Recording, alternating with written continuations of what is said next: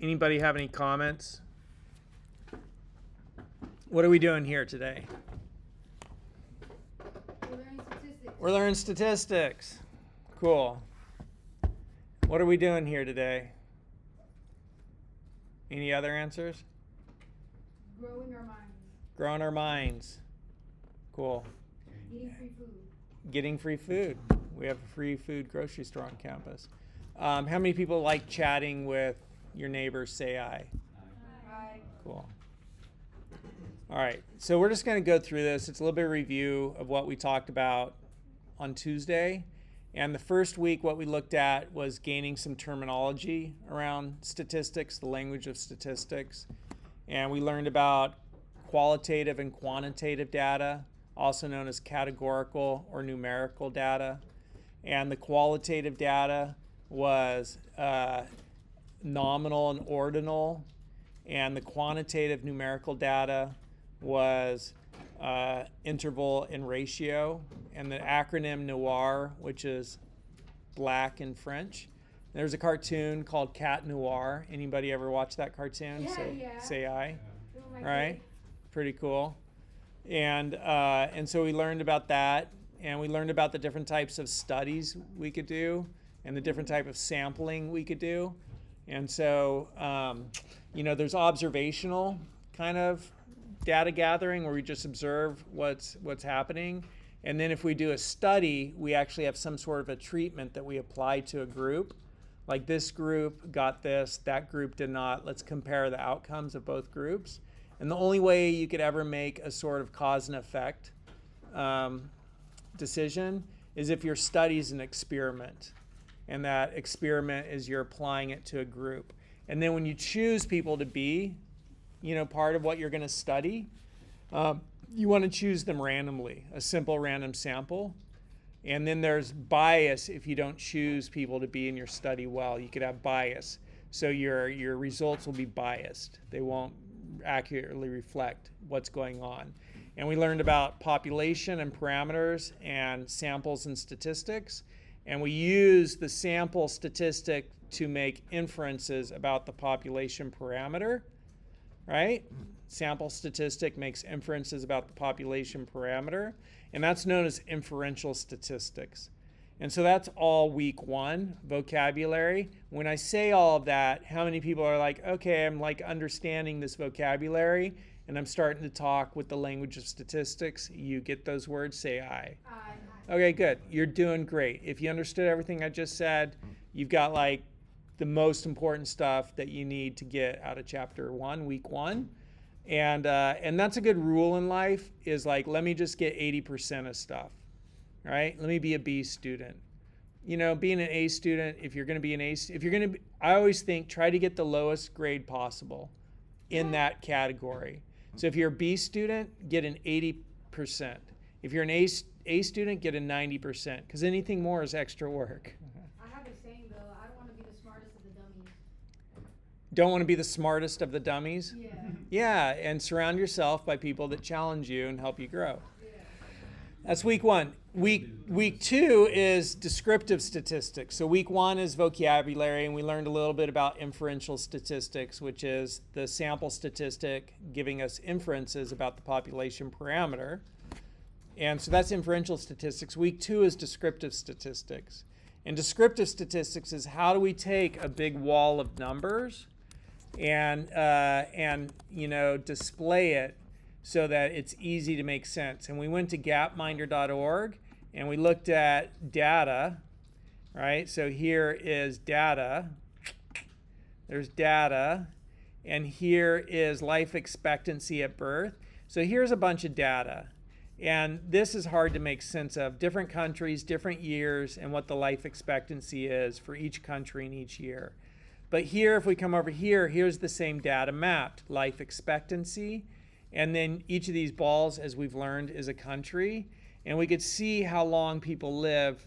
And those are the years, 1898, 1958. And we could see how long people live based upon the year. And so that's descriptive statistic.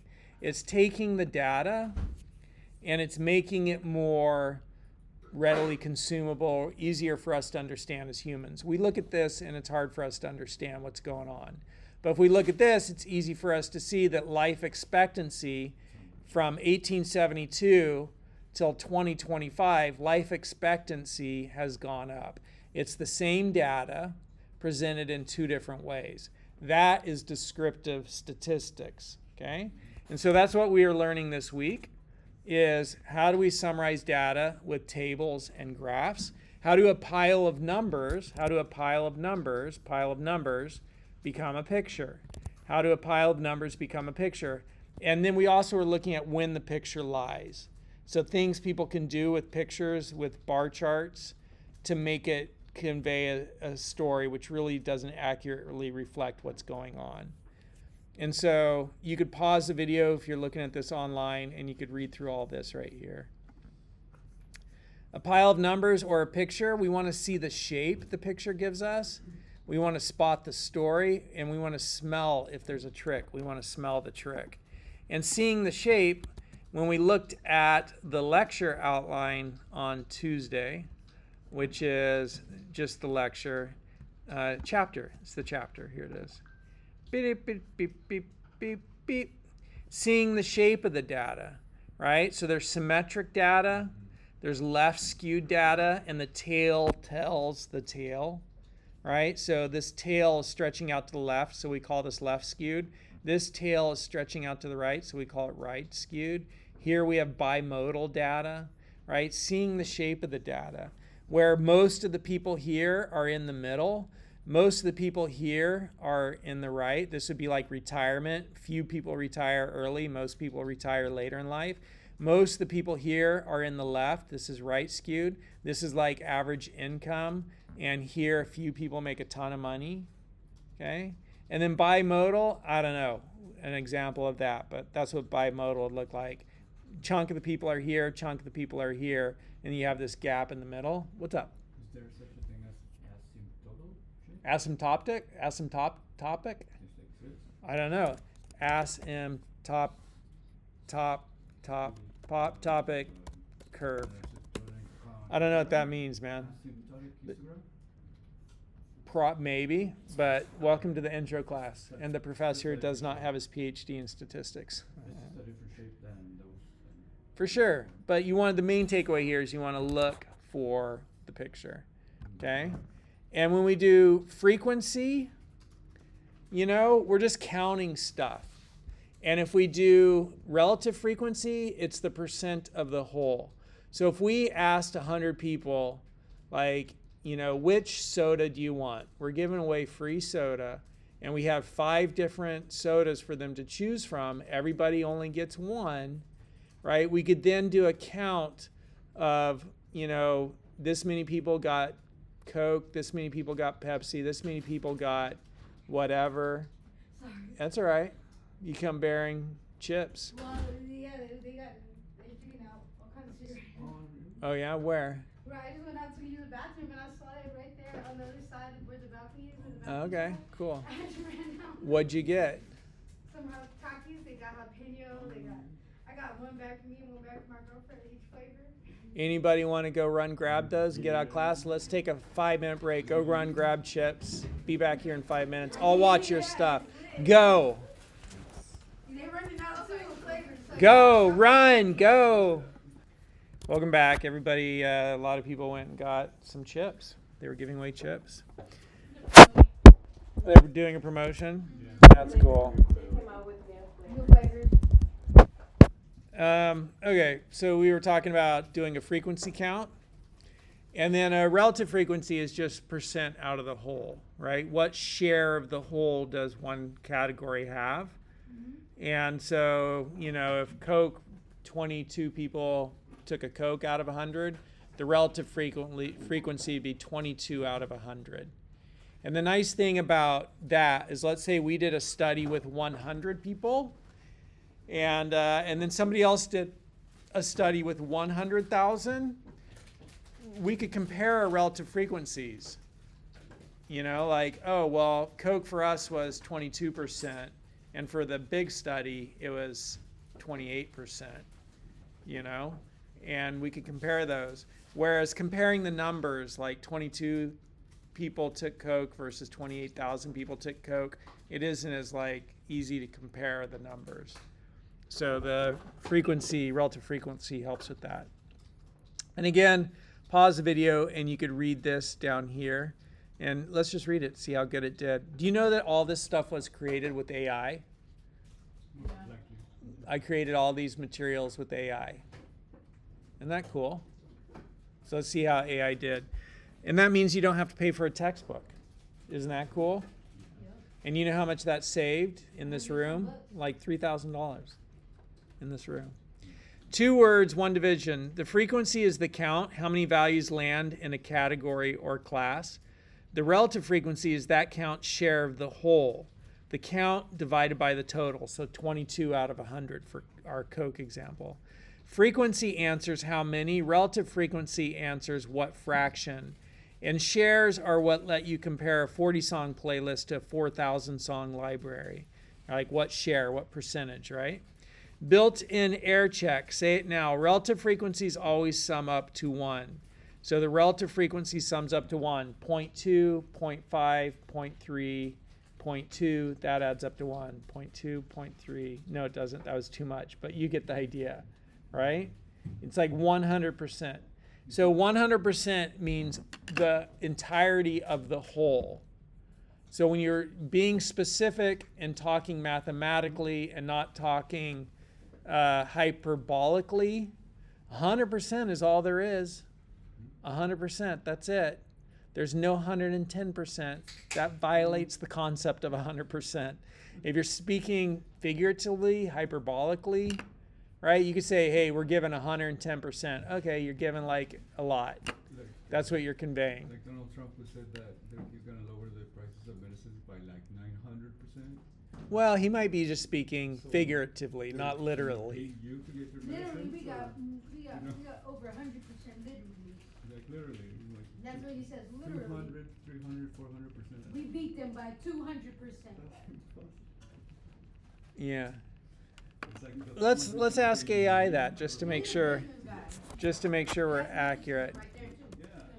It's like If the price of something is $1,000, can we lower the price 400%, or does that not make mathematical sense, as 100% is the entirety?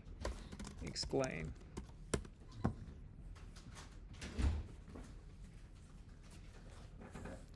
Yeah, because if you lowered it 99%, it would be like, $1. out of 1,000, I think that'd be $10, right? He said he was going to invest in negative price. Here's the mathematical breakdown, why your intuition is spot on. 100% decrease free. 100% of 1,000 is 1,000. If you lower the price by 100%, you subtract the entirety of value, bringing the price to 0. A 400% decrease, mathematically 400% of 1,000 is 4,000. If you subtract that from the original price, you get 3,000. When percentages over 100% do make sense. While you cannot logically decrease a finite physical amount by more than 100%, percentages over 100% are completely valid in other contexts. So this is good to know about. Okay? Increases. There is no ceiling on growth. If the $1,000 item's price increases by 400%, the new price is simply $5,000. Okay, that's good to know. In comparisons, you can easily compare 2 different values. For example, if product A costs $4,000 and product B costs $1,000, it makes perfect mathematical sense to say product A is 400% the price of product B. Ultimately, you can only lose everything you have 100%, but you can grow by an infinite amount. I like that definition. But when we're talking about the share of a whole, it could only be 100%. Okay? One playlist, one table, a worked example. So here's an example of frequency count and relative frequency. How many people understand frequency count and relative frequency? Say aye. Aye. Great, great, great. And other people are maybe working. So there's an example. You can pause the video. And let me raise it for you so you could see that if my picture's in the way. And now you could read that. Bars and slices. So we have bar charts and we have pie charts. So pie charts have slices, like a whole with pies in it, slices, and separated bars. Same playlist, 2 drawings. A bar chart, 1 separated bar per genre. The bar's length is the count. The count axis starts at 0, always. The gaps between bars means these are separate labels. Sort them any way that helps. Tallest first if you like. A pie chart, the circle is the whole playlist, and each slice is a genre share. 35%, 25%, 20%, 12.5%, 7.5%, right? Totaling 100. So here's a bar chart. Bar chart. You can just Google it. This is a good one for Google. These are bar charts. That's a bar chart right there, okay? There are spaces between the bars. And here's another bar chart right here. And then a pie chart, that's what a pie chart looks like. Easy, not complicated. And that's the pie's fine print. It only works for non-overlapping parts of one whole. Club memberships, people can hold several of, no whole, no pie. 15 skinny slices, unreadable. Use bars. Rule to post, pie equals parts of one whole, anything else bars. Apart versus touching. Bar chart or histogram, the giveaway. Gaps say separate labels if it's apart, and touching shared edges say 1 number line. So let's ask AI. What's the difference between a bar chart and a histogram?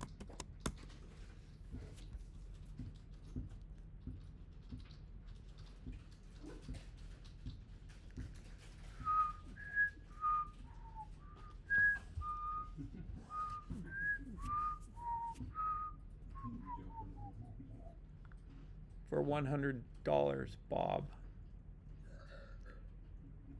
Please control, if you're going to have stuff in class, those urges. Thank you. It's not professional, and we have to teach you in school how to be professional. And I know that drinking a carbonated beverage can cause one to burp, but we try to burp as quietly as possible in professional environments, or even excuse ourselves if we have to attend to bodily biological functions. Does that make sense? Say aye. Okay. And so we're all here to learn. While they look quite similar at a glance, the main difference between a bar chart and histogram comes down to the type of data they are built to represent. A bar chart compares distinct separate categories like your favorite colors, types of pets, or different cities. A histogram shows the distribution of continuous numerical data across ranges or intervals, right? Like age groups, income brackets, test scores. Because of this fundamental, so bar charts are categorical, right? Like, if we had our 5 sodas, we could see how many chose each soda. We'd use a bar chart. And a histogram is continuous. If we measured everybody's height of 100 people, we could say this many people were between 5'7" and 5'9". This many people were between 5'9" and 5'11". This many people are between 5'11" and 6'1". And so we'd use a histogram to show how many people, because it's continuous, right? Some people be 5'9.25". Some people be 5'10.5", right? And we just show how many are each in each one. And it's a number line, a continuous number line. That's a histogram. But categorical is like which of them chose which soda, right? And then we show for each category which. So a bar chart contains distinct separate categories like your favorite colors, types of pets, different cities, soda you chose. A histogram shows the distribution of continuous numerical data across ranges or intervals, like age groups, how old you are, because that could be years, days, minutes, seconds. Income brackets, how much you make, test scores. Because of this fundamental difference in data types, their visual structure and rules behave differently. Everybody got it? Oh, this is cool. Let's take a look at this. Here we have a bar chart versus histogram. I love these things, man. Gemini makes these sometimes. So here, this is a bar chart. And we have electronics, furniture, groceries, clothing, toys, and beauty. Product categories, these are discrete. So discrete versus continuous. Continuous means it's any infinite value, like between 0 and 130, if we're talking about people's ages. That's continuous data. Discrete is you're either going to buy furniture or you're going to buy groceries or you're going to buy electronics. You can't do both. It's one or the other, let's say. Right? That's discrete. And so here we have sales units, number of units sold. That's a bar chart. Here the visualization type is a bar chart. Bin size in years. I don't know what happens if we play with this. Doesn't change anything. Sort by value. So we could change it. Sort by value. That's kind of cool. Right? That's still a bar chart. And notice how those tell different stories. Right? Like which one is more readable and understandable to our eye? This one or this one? It's this one, right? We could be like, oh, groceries are the most, sold the most. Electronics are the next. Beauty's the next. And we might say, oh, let's get rid of toys. They don't sell well. But what this could also tell us is like, oh, we need to do more stuff to sell more toys, right? And that's what you have to figure out in business. And we could switch this from bar chart to histogram. So customer age, it's a continuous variable, right? So this many customers, there was 2 that were between 10 and 15. Between 15 and 20, there were 7 customers. Between 20 and 25, there were 12 customers. There's no gaps and the values flow continuously, right? This is a histogram. Between customer age, between 25 and 30, there are 14 customers, 12 customers, 15 customers, 12 customers, 9, 4, 4, 3, 2, 2, 2. Which way is this skewed? Skewed left or right? The tail tells the tale. The tail tells the tale. It's skewed right, right? Because the tail's going out to the right, so it's skewed right. Yes, this was great.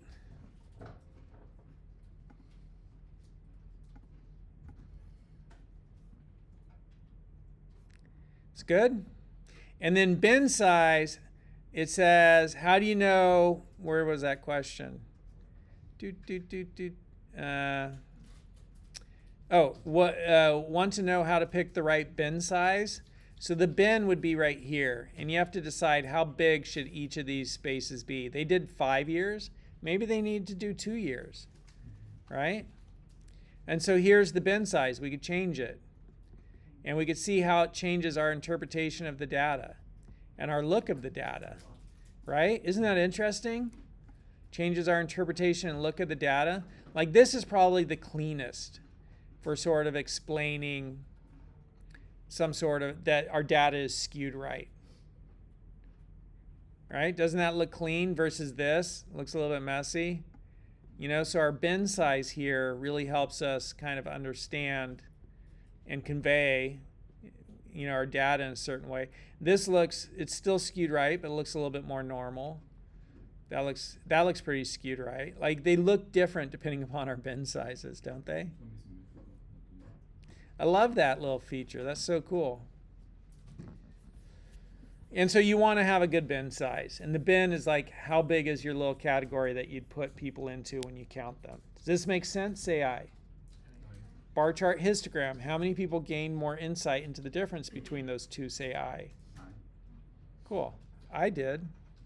I didn't get a PhD in statistics. They just said, go teach statistics. I said, okay, boss. Here I am. We're learning it together. Now the workhorse. A neighborhood 5K, right? These are like the 25 finishing times.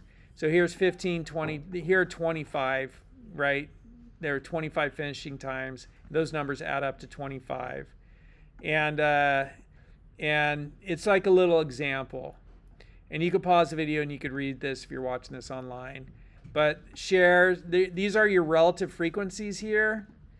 12%, 32%, 28%, 28, all adds up to 1, summing to exactly 1. Draw the 5 touching bars and step back. A single peak in the upper 20s, thinning toward the slow side, right? So that's a thing you could do if you wanted to do it. And then it says, hey, look at the shape. Is it symmetric? Is it skewed right? Is it skewed left? Is it uniform? Is it bimodal? What's the difference between symmetric and uniform? Did we have that in our little lecture? Symmetric versus uniform. Boop, boop, boop, boop. Boop, boop. We will go back over to Gemini. I'll say, I'm learning about the shape of data like when it's in a histogram. The shape can be, oops.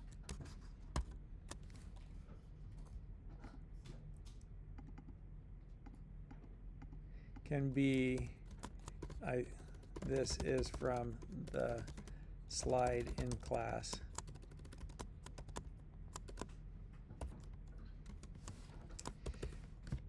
How are symmetric and uniform different, or are they the same? Let's see what it does with that. Is it helpful for you to see how I use AI to learn? Yeah. Say aye if so. Aye. Great. And thank you for participating and having a dialogue. They're related, but not exactly the same. The short answer is a uniform distribution is a specific type of symmetric distribution, but not all symmetric distributions are uniform. Okay. So symmetric's the mirror image. Oh, uniform is a flat box. So histogram is uniform if every single bin or column is roughly the exact same height. All right, so that's uniform, right? So here is symmetric, and here is uniform. And we can change our bin sizes or our data points again, right? So that's pretty uniform, like, you know, some particularly like that one, right? And then this little notation here, the mu, we could ask it what that is. What is the U notation? The mu? What is that? I believe that's the mean. It's been a minute. Like 99% confident. I bet money on it being the mean. So this little notation here is the mean. So there we have symmetric. That's my guess. And here we have uniform. And the mean is 0.49 and 0.5. The symbol is lowercase Greek letter mu. Mu represents the population mean, which is simply the mathematical average of an entire group. And if we look at our notation under resources, and again, the links to all this, if you're watching this on YouTube, are down below.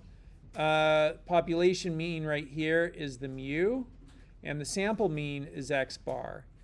In statistics, we call it the mean, but in the regular world, what do we call it? What's the mean called? It's called the average, right? By the vast majority of us.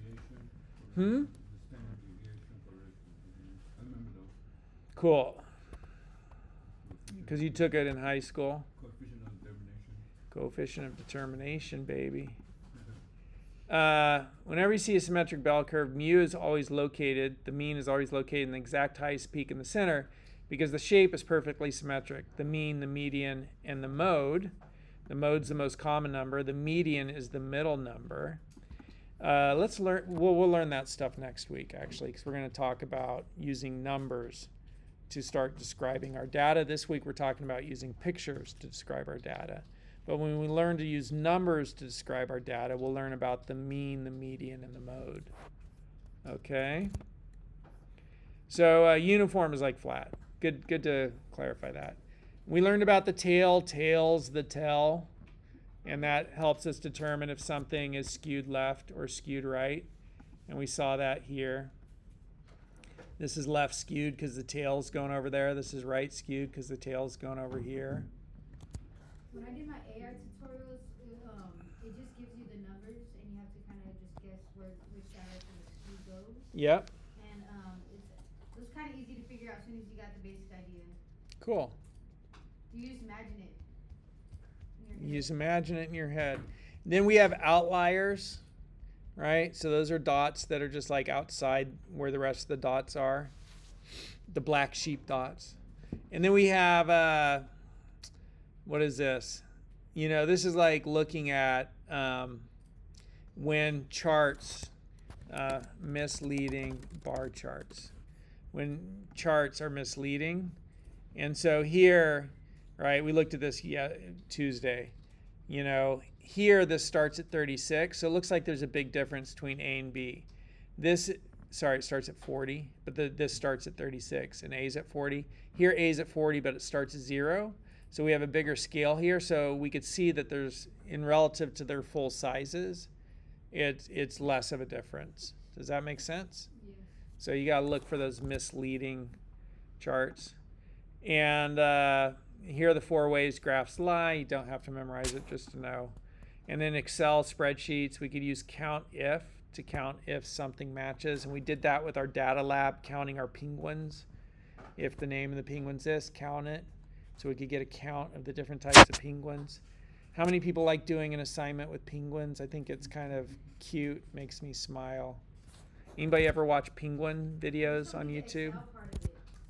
Huh? I don't get the Excel part. Like, in high school, I didn't really use Excel that much, and then it's been a long time since I've been in school.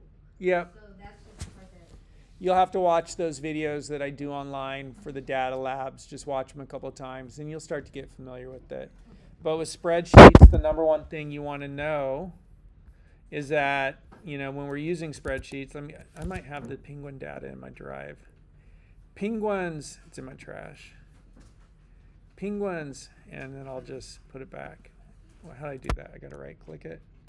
Whoop, restore my drive. So here's my penguins. And the first thing you want to know with Excel, I'll do this in the next video because that's the end of our PowerPoint presentation. Anybody have anything they want to add to the PowerPoint presentation?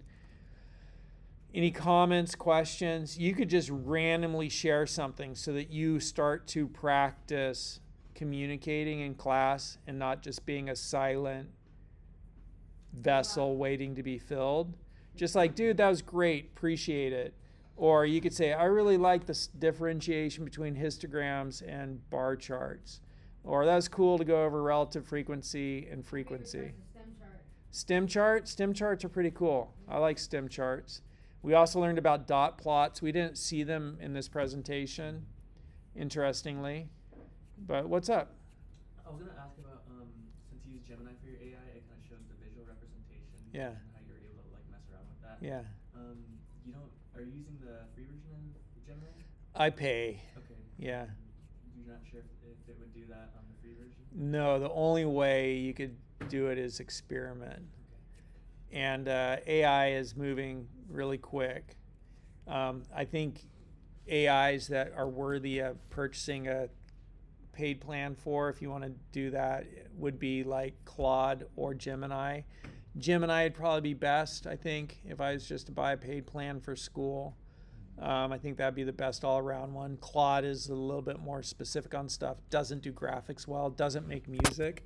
So Gemini is just all around.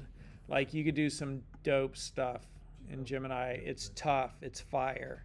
That's what my kids say now, tough and fire. Do you guys hear those words, or is that just like my kids' age words? Do you hear tough? Oh, that's tough. Or do you hear fire? And cooked, that's another one. Oh, it's going to be so cooked. You guys hear that one? What other words am I missing that young people use these days? Fire, tough, and cooked. Any others? Tight. No, I'm not going to use that one. That's been around for a while. What? Lit. Lit? What's lit for? It's just cool, it's nice, it's lit. Dude, that's lit. Fire. Fire. It's fire, it's cooked. Tough. But you could come in here, you could create an image, you could create a video, you could create music, you could do deep research, you could do guided learning, like, gotta try that out. Personal intelligence is on, you have notebooks, so that's also known over here. You have it over here, notebooks. And when you create a notebook, you could go into Notebook LM. And in Notebook LM, you could create all kinds of. Have you guys seen Notebook LM? Dude, this is the next video. Hold on. I think I did that one.